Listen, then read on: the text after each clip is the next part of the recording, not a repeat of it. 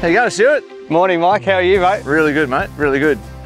Here to talk to you about these parabolics. They are unbelievable. Yeah, I believe the guys have sorted you out. You've had some of this recently.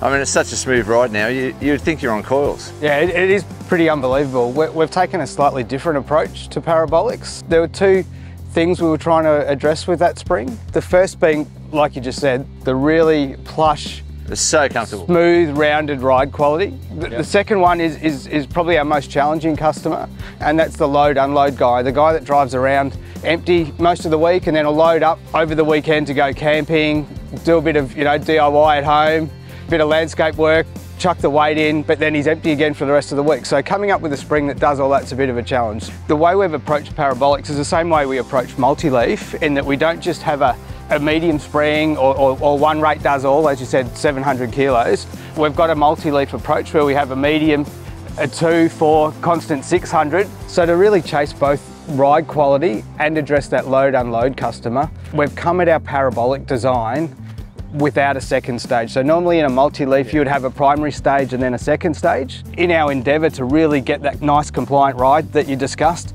we've removed the second stage so that when it's empty, a really stock empty ute with no constant load at all, medium setup, what we would call no load, it's really got the compliant ride of riding on that primary.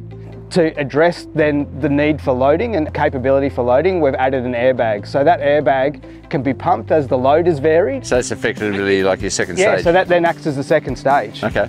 So as you add load, you pump the airbag to look after it. Well, with the 1,000 kilo rating that we've got in the back of this, I've got the airbags in it, of course, and full, I'll be running 8 PSI, which I'm really happy about. I don't want to be over inflating airbags in a vehicle like this. It's not designed to be running 40 PSI or whatever, in my opinion, but 8 PSI is just so smooth. So we've got a number of different kits, and again, great example here. You've got a constant load of some equipment on the back, so you've got a constant load spring, maybe that's a 600 kilo spring, and then you pump the airbag as you load and unload, to do what you do.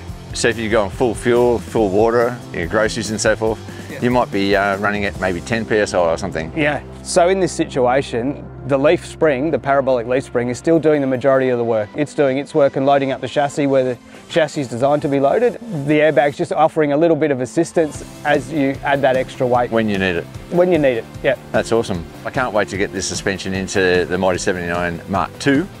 So Stuart, you've promised me you're going to take me to the dyno room. Yep, let's go have a look at where we build shocks and run them on the dyno. Cool. Well, this is our engineering building, 2 levels of over 60 engineers. It's a beautiful building. It is, so working away up here on computers, doing the range of products, that we bring to market. So all the ARB stuff is designed here? Yeah, this is it. This is our engineering centre. This is where I am most of the time, and I do go a bit crazy if it's been a while since I've been out in the dirt. Yep. You do know. But this is your home, so this is where I am most days.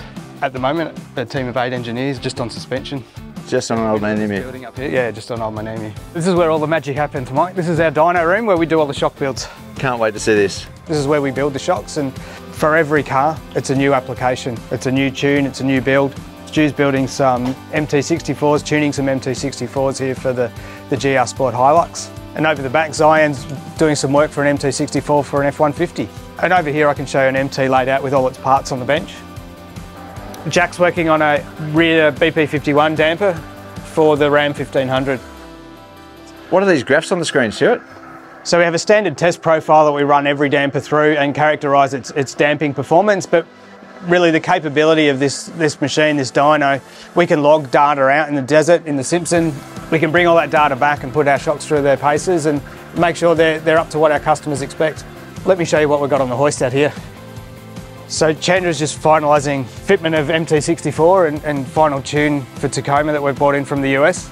So MT64 is going to be tested in this vehicle? MT64 there, ready for the States? Yeah, really big market over there. They loved it on the previous Tacoma, so this is hopefully going to be a real winner. It's a brilliant shock. I've got to admit, the MT64 for set and forget, everyday sort of travel, everyday ride, big trips across the desert, such a beautiful smooth ride. When we shot this guy over in Tasmania, the MT64s, they just performed so beautifully and such a comfortable ride with the parabolics as well. It's a perfect shock for every day, I reckon. Yeah, every day, all rounder, absolute winner. So what are you going for, Mike? Look, I love the MT64, but the fact of the BP51 is you've got so much control.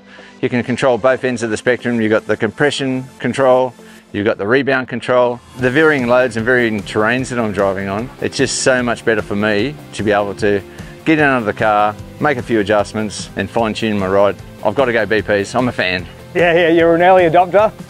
We've had BPs in the Mighty 79 now for nearly 300,000 Ks. My first desert trip across the Madigan line, that was its first journey.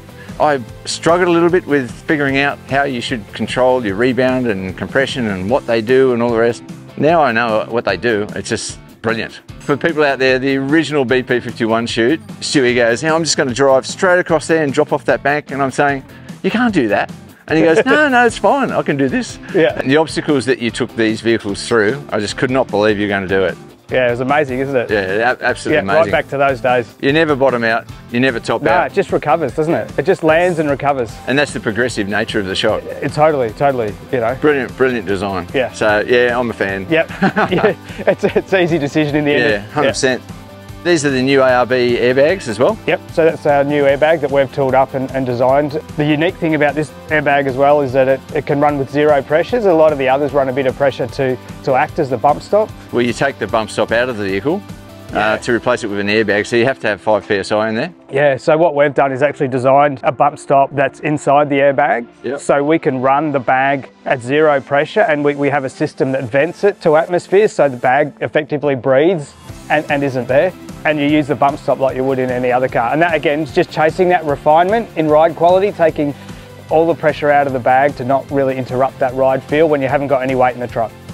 I see you running the BFGs again. Oh, 100% mate. I love the KM3s. Never had a puncher. 300,000 Ks in the Mighty 79. The Sandy 60's running KM3s. My wife's car's running KM3s. Haven't had a puncher. Touch wood. Fair to say you love the KM3. Yeah. I've driven on a lot of different tyres, and tyres do make a massive difference. Oh, huge difference. Just tyre pressures, but construction, different brands, tread patterns. It is a really important decision and does affect, you know, the way a car behaves and handles. Well, fine-tuning the ride. The BP51's given me the opportunity of fine-tuning the ride for the suspension, but I'm always changing pressures in the tyres. I'm a big fan on that. You'll see me adjust tyre pressures by 2 PSI. The significant difference that these tyres make for not just the ride, but grip as well, it's unbelievable. Love them. Yeah, it really is. And of course, Stuart, we're going to be running the ROH Vapors again. We're running them on the Mighty 79 and the Sandy 60. And I just love the way they complement the lines of these vehicles. They also have the higher load rating, which is important with these heavy rigs. I know that you're a fan of fine-tuning the ride and the suspension, so tightening things up on the BPs when you're in the sand. So you've got low tyre pressures, but then you're tightening the suspension up. This is the great thing about BP51s is it's for the personal ride that the individual wants. You can adjust it for the individual's preference. For me, because I know you drive a lot faster in the sand, for me, I'm just cruising around in the sand just to get to the photo shoot spot. So I like to take it a little bit easier, I guess. Still give it a bit when I'm going up the dunes, but I actually go for a more subtle ride when I'm in the sand. That's the benefit of the BP51. It is. You really can adjust to personal preference. Customise it to exactly what you want. So how's the new build coming along? Oh, it's stressful, mate. Trying to align everything in this short time frame that we have with so many new products, it's pretty tough, but looks amazing. I love the colour. Can't wait to get the suspension under it. Can't wait to see how it rides out on the track. Can't wait to see it. Oh, I can't wait to let you have a drive of it, mate. Yeah, it's going to be awesome. Let's get it out in the dirt. Yeah, let's do it. Yeah. Follow us along as we build the ultimate camera truck, the Mighty 79 Mark II. Cruising on Old Man Emu suspension. 100%, mate. Thanks for your time. Thanks, Mike.